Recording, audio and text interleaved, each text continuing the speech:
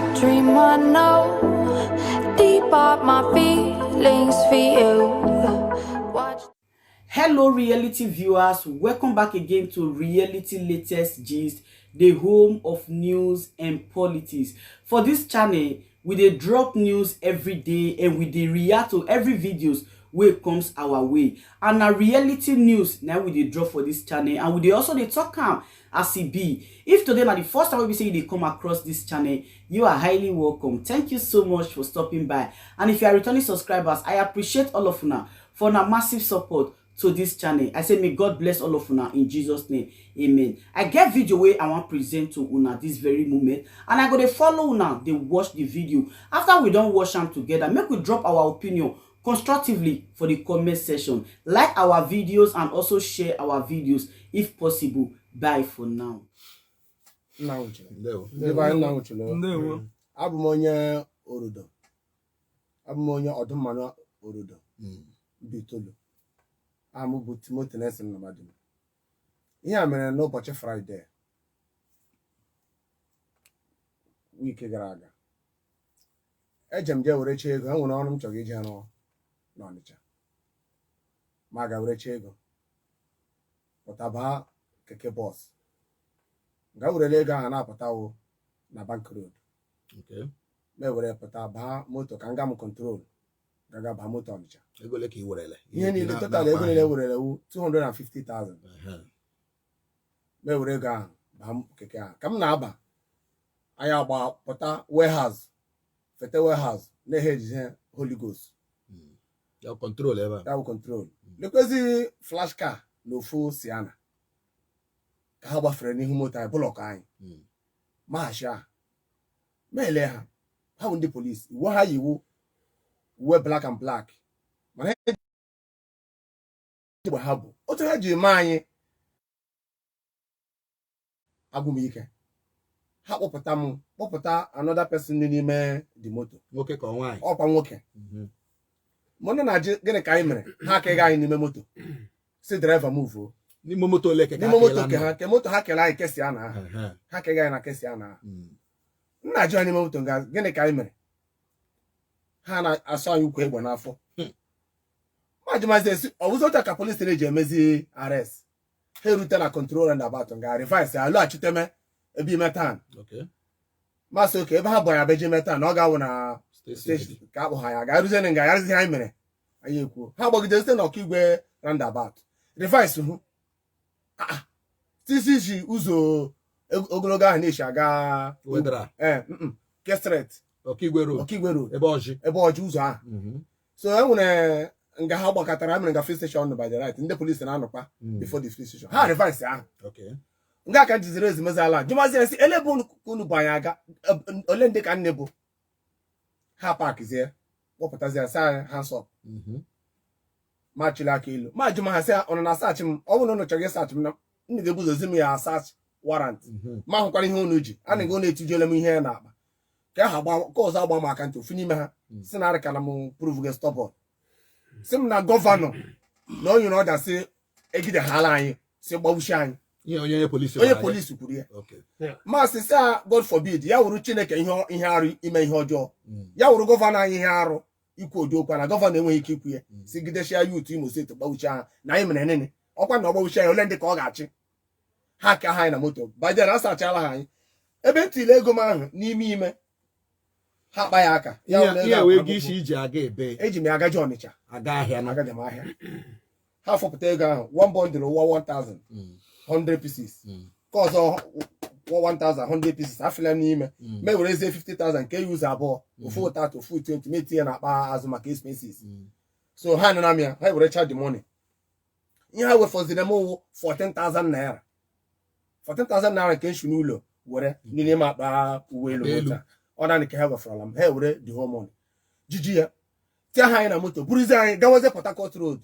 Nga ha kwụsịziri last wụ na mbe free station na Port Harcourt Road a na-akpọ Ebere Links free station na junction nga ka ha kwụsịrị anyị. Ọ azụzi anyị na moto. So ka ọzọ mụnne na-ekwere ka ọzọ ewere egbe si m na mụrụ ashị na onye ka ọzọ asị ya ị na-emejizi anyị ebere. Eziokwu. Ihe na-agwago ihe mere eme. eji m ụmụ ise ma asị na atara m ashị ka m ghọrọ nwunye ewu adịsị nga ahụ mmụọ ndị ọkada na-eme ka ha ga-ama ihe mere ha agbalie egbe elu chizi anya lawa mụkwuchi ahụ moto gbara gawazie ha ụzọ Port Harcourt Road ike agwụna masị ka m abịa mere ka ụlọ mana anyị sị ihe ọwụ ihe gọvanọ kwuru maka ama m na gọvanọ enweghị ike ikwu otu ndị polisi ihe ọkwa na-echiwe ozi ya na mmadụ ego onye nkwụ mana ihe a ha sụgo Igbo ka English ka broken ka anyị mara exactly ka anyị mara ma onwe ndị shi steeti ọzọ bata na-eme ihe a mgbe the security is porous ịghọtago anybody can just enter here do something and go ebunye ndị polisi Imo steeti ha sụgo Igbo mmadụ abụọ ha sụgo Igbo mmadụ abụọ mara ha nọ n'Igbo oke sụgo Igbo ezigbo Igbo ha sụgo Igbo ezigbo Igbo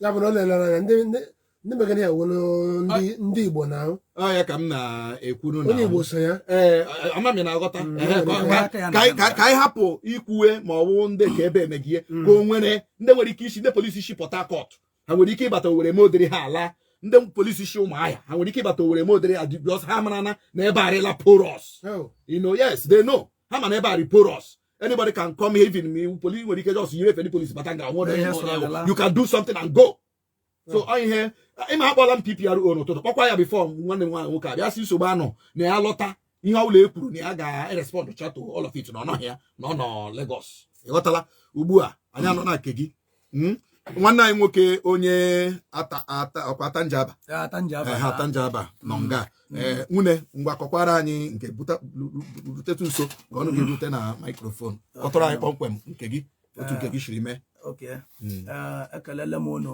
ụmụnne m Imo ndị nwe m na ndị nwe Imo steeti amaara anyị asị obodo udo na obodo ndị yutu ha na-ekwu eziokwu and amakwara na anyị asị ndị ezigbo mmadụ aha m bụ Okechukwu Tatus Emenaha awụ m onye Ụmụoke Ọkwụ nọ na Ata nọ na Njaba LGA ọ wee ebe m si wepụta enwere ihe mere m riri m ọnụ ama m na sị ka m kọtụrụ ụmụnne m maka na obodo ọbụla nwere ndị nwunye and enwekwara asọ ihe dara n'olili ga-ewelite aka ele nwe ga-abịa nyere ya aka na ihe ka nte bịakwute nte n'ọnụ ọ na-eti enwere ihe mere na be nna m na 31st October waf on Sunday October na on Sunday ndị amị wakpụrụ be nna m ha abịa be nna m ha bụ amọt ka abịa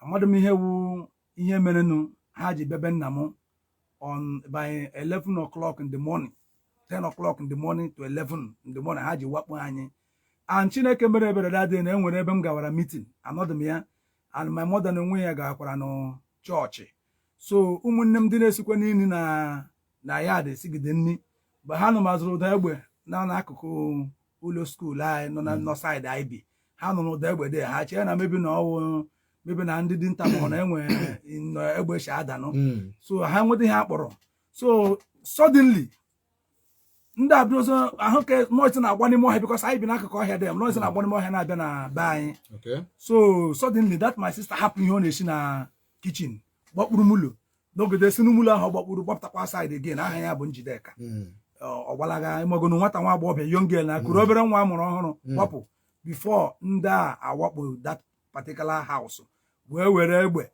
gbarichaa the whole house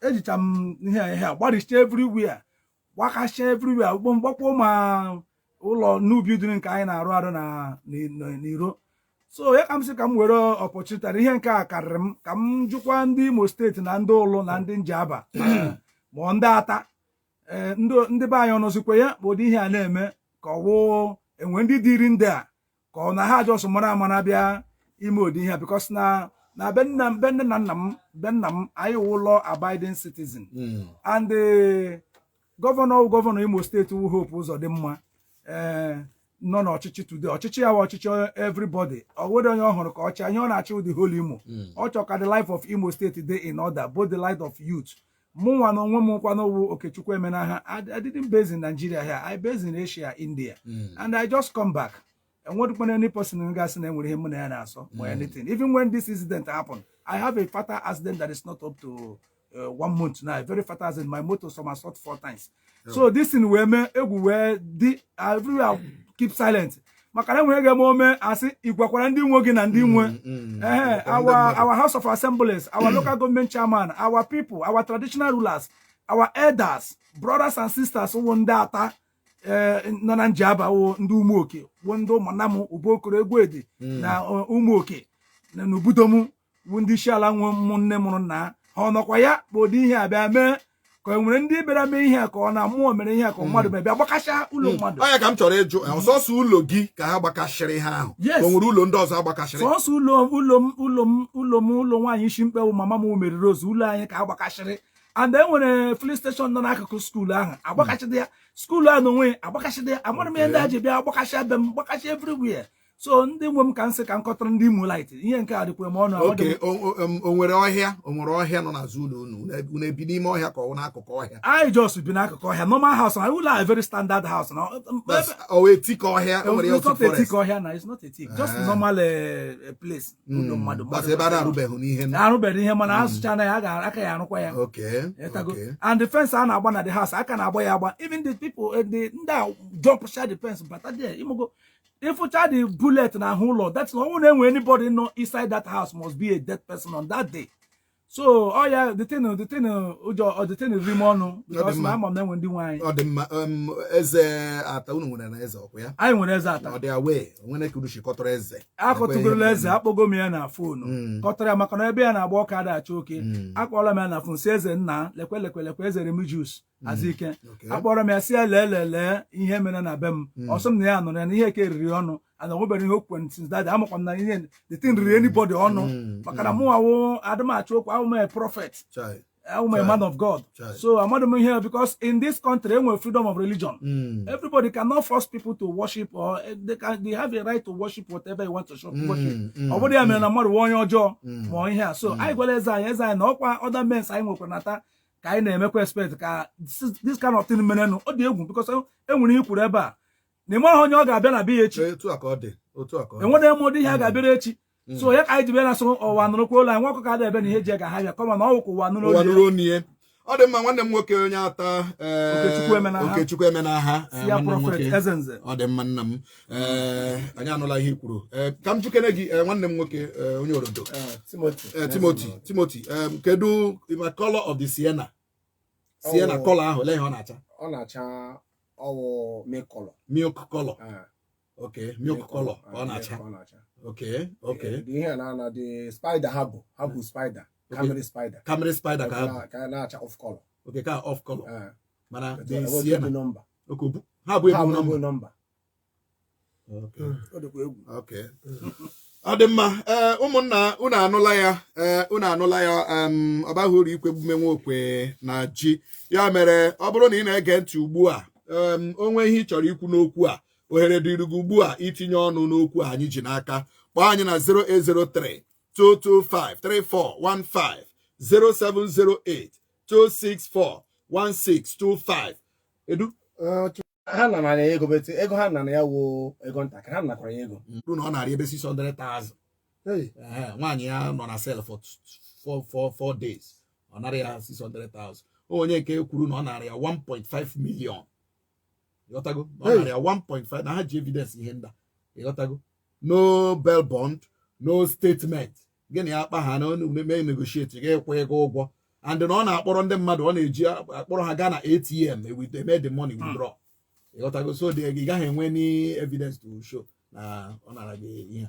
ịghọtala ọtụtụ ndị mmadụ ekwuole na ihe that man na-eme mana anyị na-eche dị PPRO dịka anyị na-asị ọ sị na ya ga-alọta ya lọta ha n'ebe o jelu lọta ọ ga-abịa n'osisi FM ebe a anyị agba ya ajụjụ ihe ndị a niile a na-ekwu ọ ga-asacha ya one after the other ịghọtala ọ ga-asacha ya one after the other onwe ihe chọrọ ikwu ugbu a ngwa kpọọ na anyị 07082641625 003225341 ọ dị maka aha akụfala mgbede ọma o nwune kedu ọ dị mma ikuku akụfala onye nke ahụ kpaghachi mgbede ọma o nwune ọ dị mma nna m gaa n'ihu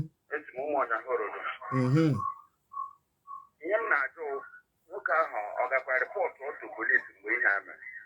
Owo onye na onye koro onye nke ọ dị mma ngwa n'agbanyeghị ebe ọbụla ha siri bịa ikwesịrị ịgatụ ndị megide official report official complaint and esi na moto abụọ dị ahụ egwu enweghị nke bụ plate number. ọ dị mma o dede okwu gị ahụ dabara adaba ebe ọla mgbede ọma o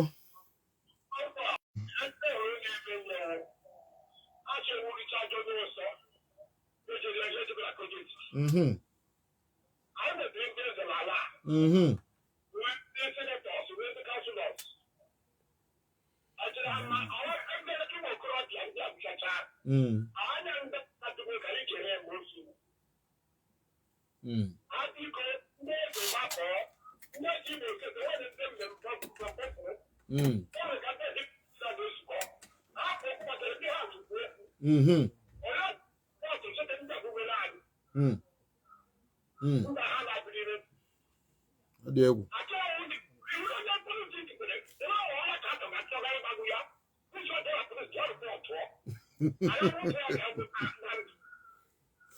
ọ dị mma ọ dị mma pass man ọ dị mma mgbede ọma nwanne m mmadụ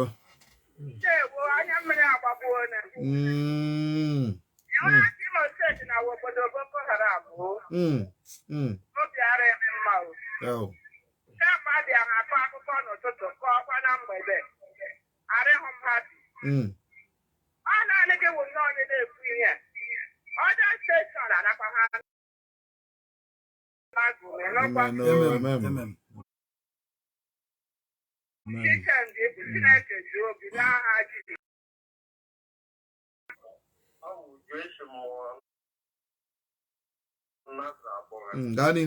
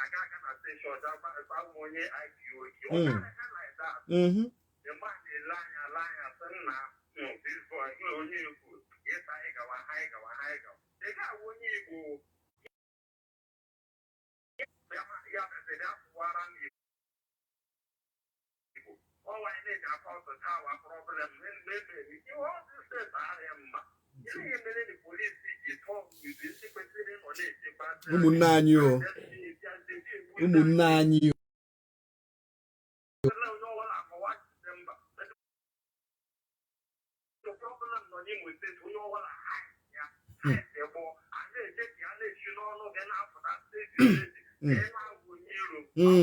ọ ya nọ na